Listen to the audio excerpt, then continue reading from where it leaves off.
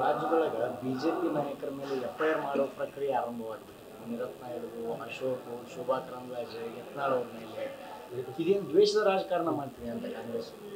ನಿಶ್ಚಿತವಾಗಿ ಇವತ್ತು ರಾಜ್ಯದಲ್ಲಿರುವಂಥ ಕಾಂಗ್ರೆಸ್ ಸರ್ಕಾರ ಯಾವ ಸಂದರ್ಭದಲ್ಲಿ ಸಿದ್ದರಾಮಯ್ಯ ಮೂಡಾದ ಹಗರಣ ಬಂತು, ಸ್ವತಃ ಅವ್ರದೇ ಹೆಸರು ಇನ್ವಾಲ್ವ್ಮೆಂಟ್ ಆಗಿದೆ. ಅದರ ಜೊತೆಗೆ ಅಲ್ಲಿ ಬಾಯ್ ಮಾಡಬೇಕು. ಅದರ ಜೊತೆಗೆ ಆ ಒಂದು ವಾಲ್ಮೀಕಿ ಆ ಒಂದು ಕಾರ್ಪೊರೇಷನ್ ಹಗರಣ ಎಲ್ಲವೂ ಡೈರೆಕ್ಟು ನೇರವಾಗಿ ಮುಖ್ಯಮಂತ್ರಿಗಳ ಹೆಸರು ಇನ್ವಾಲ್ವ್ ಆಗಿದೆ. ಮತ್ತು ಈಗ ಕೋರ್ಟ್ನಲ್ಲಿ ಪ್ರಕರಣ ಚಾಲ್ತಿ ಇದೆ. ಇಂಥ ಸಂದರ್ಭದಲ್ಲಿ ಬಹುಶಃ ಎಲ್ಲೇ ಒಂದು ಹಂತದಲ್ಲಿ ಮುಖ್ಯಮಂತ್ರಿಗಳಿಗೆ ರಾಜೀನಾಮೆ ಕೊಟ್ಟು ಹೋಗುವಂಥ ಪರಿಸ್ಥಿತಿ ನಿರ್ಮಾಣ ಆಗುವಂಥ ಹಂತಕ್ಕೆ ಬಂದಿದೆ. ಇವನ್ ಇನ್ನು ಕಾಂಗ್ರೆಸ್ ಪಾರ್ಟಿಯಲ್ಲಿ ಅಲ್ಲಿಯೂ ಸಹಿತ ಕಾಂಗ್ರೆಸ್ಸಿನ ಸರ್ಕಾರದಲ್ಲಿ ಕಾಂಗ್ರೆಸ್ಸಿನ MLAಗಳು ಅವರು ಈ ಒಂದು ಸರ್ಕಾರದ ಬಗ್ಗೆ ಬೇಜಾರಿನಲ್ಲಿದ್ದಾರೆ. ಹೀಗಾಗಿ ಇನ್ ಫೈಟಿಂಗ್ ಜೋರಿದೆ. ಮತ್ತು ಮುಖ್ಯಮಂತ್ರಿ ಯಾರಾಗಬೇಕು ಅನ್ನೋಂಥದ್ದು ಈಗಾಗಲೇ ಭಾಳಷ್ಟು ಜನ ತಾವೇ ಸ್ವಯಂ ಘೋಷಣೆ ಮಾಡ್ಕೊಂಡಿದ್ದಾರೆ. ಹೀಗಾಗಿ ಆ ಇನ್ ಫೈಟಿಂಗು ಎಲ್ಲ ಒಂದು ಏನು ಇನ್ಸ್ಟೆಬಿಲಿಟಿ ಚಾಲು ಆಗಿದೆ.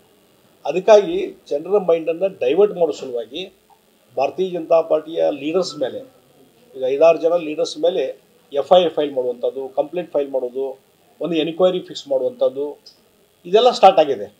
ಈಗ ಯಡಿಯೂರಪ್ಪನವರು ಮತ್ತು ಕುಮಾರಸ್ವಾಮಿ ಅವರು ಯಾವಾಗ 10-15 ವರ್ಷದ ಹಿಂದೆ ಡಿನೋಟಿಫಿಕೇಶನ್ ಮಾಡಿದ್ದನ್ನು ಕೇಸನ್ನು ಇವತ್ತು ಲೋಕಾಯುಕ್ತಲ್ಲಿ ಪೆಂಡಿಂಗ್ ಇತ್ತು ಕಂಪ್ಲೇಂಟ್ ಅಂತೇಳಿ ಅದನ್ನು ಹೊರಗೆ ತೆಗೆಯುವಂಥ ಕೆಲಸ ನಡೀತದೆ.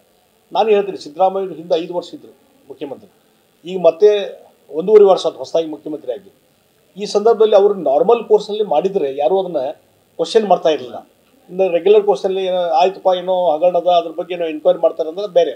ಯಾವಾಗ ತಮ್ಮ ಮೇಲೆ ಈ ರೀತಿ ಆಪಾದನೆ ಬಂತು, ಈ ರೀತಿಯಂಥ ಭ್ರಷ್ಟಾಚಾರದ ಹಗರಣಗಳು ನಡೆದು ಜನರ ಮೈಂಡನ್ನು ಬೇರೆ ಕಡೆ ಡೈವರ್ಟ್ ಮಾಡೋದು ಮತ್ತು BJP ಮೇಲೆ ಒಂದು ದ್ವೇಷದ ರಾಜಕಾರಣ ಸಲುವಾಗಿ FIR ಫೈಲ್ ಮಾಡೋದು, ಬೇರೆ ಬೇರೆ ಅರೆಸ್ಟ್ ಮಾಡೋದು ಇದೆಲ್ಲ ಸ್ಟಾರ್ಟ್ ಆಗಿದೆ. ಹೀಗಾಗಿ ದ್ವೇಷದ ರಾಜಕಾರಣ ಪ್ರಾರಂಭ ಮಾಡಿದೆ. 100ಕ್ಕೆ 100ರಷ್ಟು ಇದಕ್ಕೆ ಸಿದ್ದರಾಮಯ್ಯನವರ ಮತ್ತು ಇಡೀ ಕಾಂಗ್ರೆಸ್ ಸರ್ಕಾರದ್ದು ಇದೆಲ್ಲ ಒಂದು ಹಗರಣ ಮುಚ್ಚಾಕ್ಲಿಕ್ಕೆ ಇದೆಲ್ಲ ಪ್ರಯತ್ನ ನಡೀತದೆ. ದ್ವೇಷನ ಸಾಧಿಸುವಂತ ಅಲ್ಲ, ಅದಕ್ಕೆ ನೋಡಿ ಏನಾಗಿದೆ ಇವತ್ತು ನೋಡಿ ಡೆವಲಪ್ಮೆಂಟ್ ಕೆಲಸ ಮತ್ತೊಂದು ಯಾವುದೋ ಒಂದು ಹೊಸ ಯೋಜನೆ ಘೋಷಣೆ ಅದಕ್ಕೆ ಹಣ ಬಿಡುಗಡೆ ಮಾಡೋದು ಯಾವುದೂ ನಡೀತಾ ಇಲ್ಲ ರಾಜ್ಯದಲ್ಲಿ. ಒಂದು ರೀತಿ ಅರಾಜಕತೆ. ಒಂದು ಕಡೆ ಅಲ್ಪಸಂಖ್ಯಾತರ ತುಷ್ಟೀಕರಣ, ಅದರ ಮುಖಾಂತರ ಇವತ್ತು ರಾಜ್ಯದ ಬೇರೆ ಬೇರೆ ಕಡೆ ಗಣೇಶೋತ್ಸವ ಒಂದು ಒಳ್ಳೆಯ ಕಾರ್ಯಕ್ರಮ, ಧಾರ್ಮಿಕ ಕಾರ್ಯಕ್ರಮ, ಎಲ್ಲರೂ ಆಚರಣೆ, ಎಲ್ಲ ಧರ್ಮದವರು ಆಚರಣೆ ಮಾಡ್ತಾರೆ ಅದು ಗಣೇಶೋತ್ಸವನ. ಅಲ್ಲಿಯೂ ಸಹಿತ ಚಾಕು ಇರಿತ, ಕೊಲೆ ಸುಲಿಗೆ ಮತ್ತು ಕಲ್ಲು ತೂರಾಟ ಮತ್ತು ಕೋಮು ಗಲಭೆ. ಬಹುಶಃ ಯಾವಾಗ ಕಾಂಗ್ರೆಸ್ ಸರ್ಕಾರ ಬರ್ತದೆ ಕರ್ನಾಟಕದಲ್ಲಿ ಕೋಮು ಗಲಭೆ ಜಾಸ್ತಿ ಆಗ್ತಾವೆ, ಹಿಂದೂ ಮುಸ್ಲಿಂ ದಂಗೆಗೆ ಜಾಸ್ತಿ ಆಗ್ತಾವೆ. ಇದು ಯಾವಾಗಲೂ ಪರಂಪರೆ ನೋಡ್ಕೊಂಡ್ಬಂದಿವಿ ನಾವು. ಹೀಗಾಗಿ ಅದೇ ಇವತ್ತು ಪರಂಪರೆ ಮುಂದುವರಿತದೆ. ಇದು ಕಾರಣ ಅಂತಂದರೆ ಅಲ್ಪಸಂಖ್ಯಾತರ ತುಷ್ಟೀಕರಣ. ಇವತ್ತು ಪಾಕಿಸ್ತಾನ ಧ್ವಜ ಹಾರಿಸುವಂಥದ್ದು, ಪಾಕಿಸ್ತಾನ ಧ್ವಜ ಹಾರಿಸುವಂಥದ್ದು ಆ ಧೈರ್ಯ ಯಾಕೆ ಬರ್ಬೇಕು ಇಲ್ಲಿಯವ್ರಿಗೆ?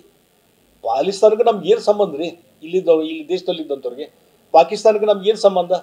ಆದರೆ ಆ ಧ್ವಜವನ್ನು ಭಾಳ ವೀರಾವೇಶದಿಂದ ಹಾರಿಸ್ಕೊಂಡು ಹೋಗ್ತಾರಂತಂದರೆ ಅದಕ್ಕೆ ಕಾರಣ ರಾಜ್ಯದಲ್ಲಿರುವಂಥ ಕಾಂಗ್ರೆಸ್ ಪಾರ್ಟಿಯ ಒಂದು ನೀತಿ, ಅಲ್ಪಸಂಖ್ಯಾತರ ತುಷ್ಟೀಕರಣ.